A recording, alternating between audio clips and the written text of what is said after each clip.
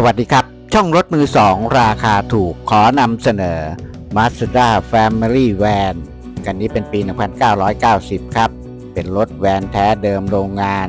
เครื่อง 1,300 ซีซีเกียร์ธรรมดา 5 สปีดเครื่องดีมากขับทางไกลสบายไม่ควันไม่ไอแอร์เย็นฉ่ำเพิ่งทำแผงพัดลมมาใหม่มีรูปให้ดูนะครับที่อยู่ใต้ท้องรถครับ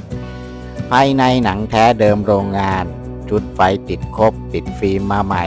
เจ้าของเดิมเป็นข้าราชการใช้ไปแค่ทำงานภาษีไม่ขาดพร้อมใช้เล่มทะเบียนชุดโอนพร้อม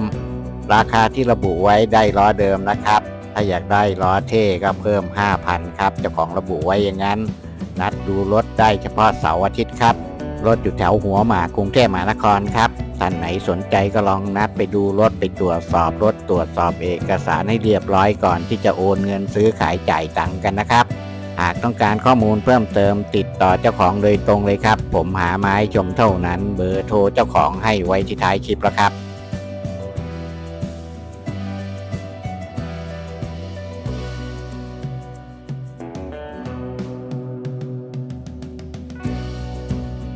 ช่องนี้ไม่ใช่เจ้าของรถทุกคันนะครับหามาให้ชมเท่านั้น